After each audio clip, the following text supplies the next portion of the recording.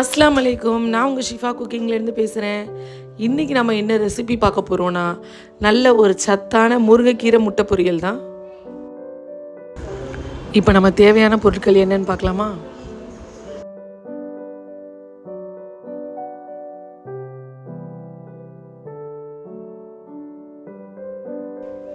இப்போ நான் முருங்கைக்கீரை எடுத்து நல்லா அதை குட்டி குட்டியாக கட் பண்ணி வச்சுருக்கேன்.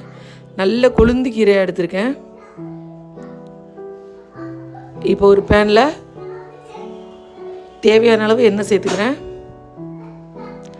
எண்ணெய் நல்லா காஞ்ச உடனே ஒரு அரை ஸ்பூன் அளவுக்கு ஜீரகம் சேர்க்குறேன். ஜீரகம் பொரிஞ்ச உடனே பூண்டை வந்து தட்டி இதில் சேர்க்குறேன்.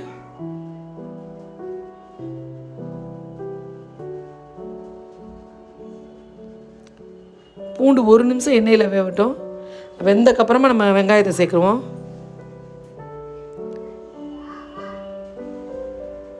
பாருங்க, பூண்டு கொஞ்சம் எண்ணெயில் பொரிஞ்ச உடனே இப்போ நம்ம கட் பண்ணி வச்சுருக்க வெங்காயத்தை இதில் சேர்த்துடலாம்.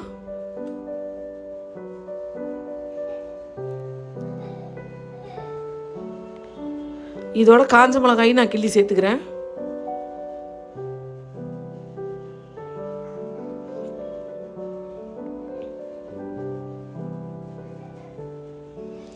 வெங்காயம் வந்து ரொம்ப ப்ரௌன் கலராக வதங்கணும்லாம் அவசியம் இல்லை. கொஞ்சம் வந்து கலர் மாறி வந்தாலே போதும். ஏன்னா ரொம்ப ப்ரௌன் கலர் ஆயிடுச்சுன்னா கீரையோட கலர் மாறிடும். நல்ல க்ரீன் கலரில் இருக்காது கீரை. பாருங்கள், இந்த அளவுக்கு ஓரளவுக்கு வெங்காயம் வெந்து வந்தாலே போதுமானது தான்.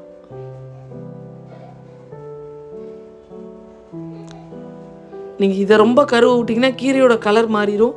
கீரையோட டேஸ்ட் எல்லாமே மாறி போயிடும். அதனால் வெங்காயத்தோட கலர் கரெக்டாக இருக்கிற மாதிரி பார்த்துக்கோங்க. இப்போ கரெக்டாக இருக்கும். இப்போ நான் கீரையை நல்லா கழுவி எடுத்து வச்சுருக்கேன். அதை தண்ணி இல்லாமல் வடிச்சிட்டு இது கூட சேர்த்துடலாம்.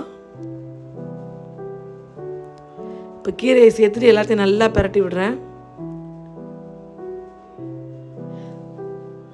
கீரை சேர்த்ததுக்கப்புறம் மூடி போட்டு மூடாதீங்க. ஏன்னா மூடி வச்சிங்கன்னா கீரையோட கலர் வந்து மாறி போயிடும். இந்த மாதிரி நல்ல ஒரு க்ரீன் கலரில் நமக்கு கிடைக்காது. அதே மாதிரி என்னோடய கீரை வந்து ரொம்ப கொழுந்து கீரைங்கிறனால நான் தண்ணியும் சேர்க்கலை. நீங்கள் வந்து கொஞ்சம் ரஃப்பான கீரையாக இருந்தால் லைட்டாக தண்ணியை வந்து தெளித்து விட்டுக்கோங்க. ரொம்ப ஊற்றிடாதீங்க, லைட்டாக தெளித்து விட்டுக்கோங்க. இது பார்த்தீங்களா, அப்படியே அந்த கீரையில் இருக்க தண்ணியிலே அழகாக வெந்து வந்துருச்சு பாருங்கள். நான் மூடாமல் இருக்கிறனால உங்களுக்கு கலரும் பார்த்தாலே தெரியும், நல்ல ஒரு க்ரீன் கலர்லேயே இருக்கும். இப்போ கீரை வந்து 3/4 வேக்காடு வெந்துருச்சு. இந்த டைமில் கீரைக்கு தேவையான உப்பை சேர்த்துக்கலாம். ரொம்ப ஆரம்பத்துலேயும் உப்பு சேர்க்காதீங்க, இந்த டைமில் சேருங்க, சரியாக இருக்கும்.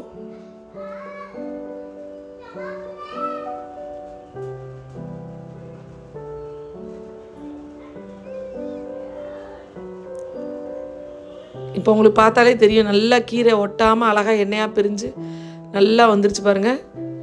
இப்போ கீரை நல்லா வெந்துருச்சு.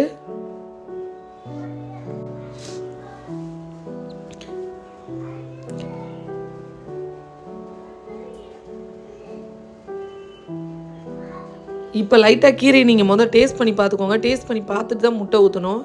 ஏன்னா வேவாமல் ஊற்றிட்டிங்கன்னா அப்புறம் வேஸ்ட் ஆயிரும். இது இப்படி சாப்பிட்றதா இருந்தாலும் சாப்பிடலாம், அவ்வளோதான். சூப்பரான கீரை பொரியல் இது. நான் இதில் எக்ஸ்ட்ரா முட்டை சேர்க்க போகிறேன், அப்போ தான் குழந்தைங்கள்லாம் கொஞ்சம் பிரியமாக சாப்பிடுவாங்கன்னு. இப்போ கீரையை வந்து கொஞ்சம் இந்த மாதிரி ஓரம் கட்டிட்டு சென்டரில் வந்து 2 முட்டையை உடச்சி ஊற்றிக்கிறேன்.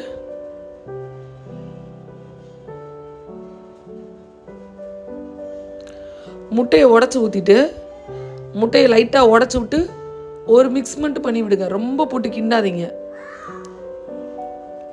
ஒரு மிக்ஸ் பண்ணிவிட்டு ஒரு 2-3 நிமிஷம் அப்படியே வேகட்டுன்னு விட்டுருங்க. பாருங்கள், லைட்டாக ஒரு மிக்ஸ் பண்ணிவிட்டு அவ்வளோதான், ஒரு 2-3 நிமிஷம் அப்படியே விட்டுருங்க, அது வெந்து வரட்டும்னு. இப்போ பாருங்கள், ஒரு 2-3 நிமிஷம் விட்டுட்டேன். நீங்கள் மேங்கணும் கிண்டிங்கன்னா அந்த முட்டை வந்து ஒரு மாதிரி தூள் மாதிரி ஆயிரும். கடைசியாக ஒரு 1/4 ஸ்பூன் மிளகுத்தூள் சேர்க்குறேன். மிளகுத்தூள் சேர்த்ததுக்கப்புறம் இப்போ மிரட்டி விட்ற பாருங்கள், முட்டைலாம் நல்லா வெந்துருச்சு. இப்போ நீங்கள் ஒன்று சேர நல்லா பிரட்டி விட்டிங்கன்னா சூப்பராக ஒன்று சேர்ந்து வந்துடும். அவ்வளோதான், ஒரு சூப்பரான முருங்கைக்கீரை முட்டை பொரியல் ரெடி ஆகிடுச்சு. நீங்களும் உங்கள் வீட்டை இதே மாதிரி ட்ரை பண்ணி பாருங்கள். ட்ரை பண்ணி பார்த்துட்டு எப்படி இருந்துச்சுன்னு கமெண்டில் சொல்லுங்கள். என்னோடய ரெசிபி உங்களுக்கு பிடிச்சிருந்துச்சுன்னா என்னோடய சேனலை லைக் பண்ணுங்கள், ஷேர் பண்ணுங்கள், சப்ஸ்கிரைப் பண்ணுங்கள். மறந்துடாமல் பெல் ஐக்கானை கிளிக் பண்ணுங்கள். அப்போ தான் நான் போடுற புது புது வீடியோஸ்லாம் உங்களுக்கு நோட்டிஃபிகேஷனில் வரும். பார்த்தீங்களா முருங்கைக்கீரை எவ்வளோ அழகாக கலர் மாறாமே இருக்குன்னு. கண்டிப்பாக நீங்களும் ட்ரை பண்ணி பாருங்கள். சூப்பர். சப்ஸ்கிரைப் பண்ணுங்க. தேங்க்யூ.